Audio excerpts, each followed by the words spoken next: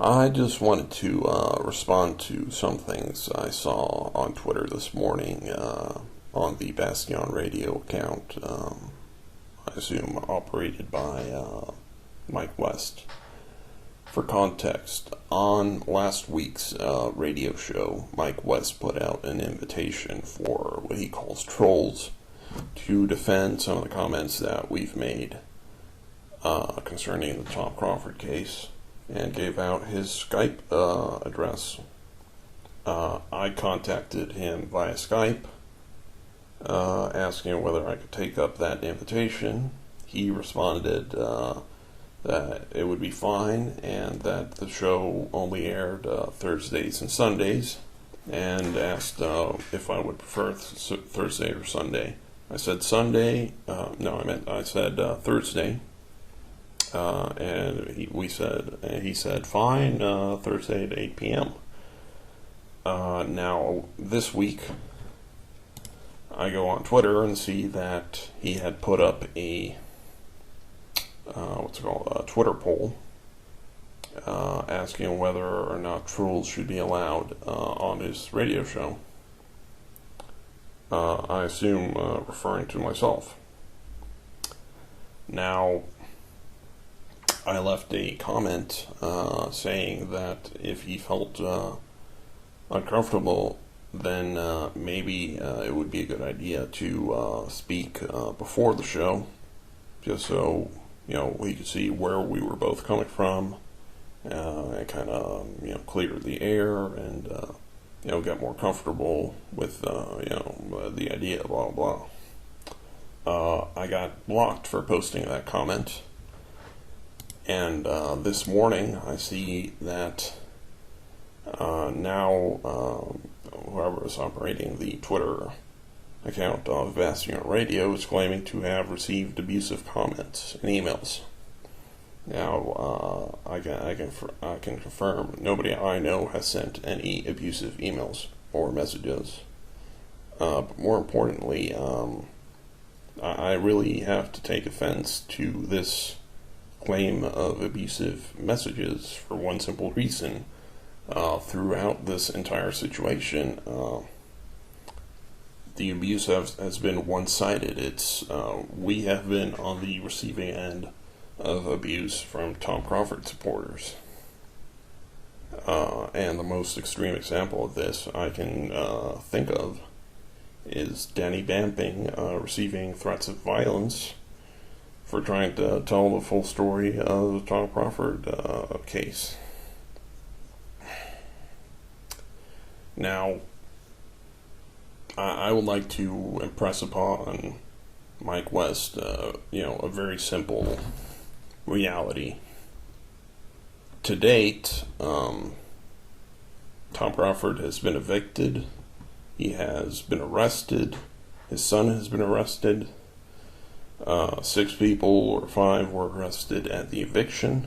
Another 6 were arrested this last week when they got up on the roof.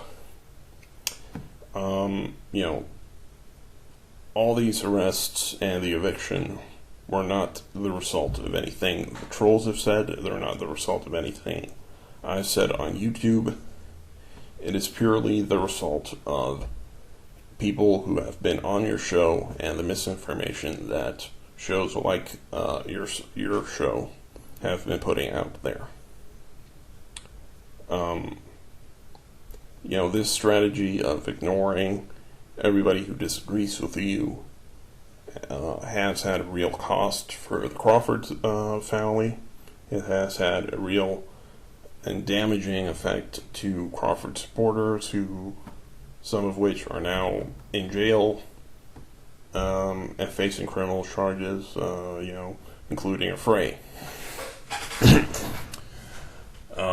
Just as an example, Mark Ceylon, who I believe has been on your show, a week before his arrest, filed a false copyright claim against a video of mine in which I tried to explain to him the mechanics of an endowment mortgage.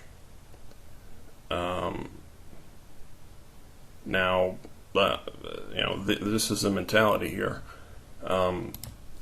Rather than Ceylon try to educate himself about how an endowment mortgage works and listen to people that are trying to help him, he tried to censor the video, which is still down, and a week later was arrested for acting on his confused interpretation of what an endowment mortgage is.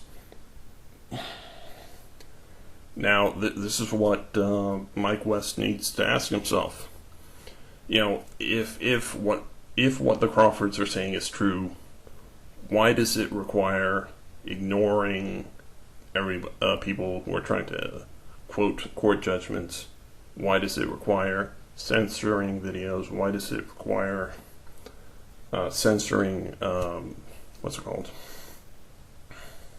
dissenting opinions? If what they're saying is true, then me quoting a court judgment shouldn't be a threat. If what they're saying is true, then me quoting a definition of what an endowment mortgage is shouldn't cause them to be afraid. If what they're saying is true, then, showing clips of them stating that they've received copies of the warrant, stating that they've received eviction notices, shouldn't be considered trolling, shouldn't be a threat to the narrative. The truth is resilient. It's not a house of cards.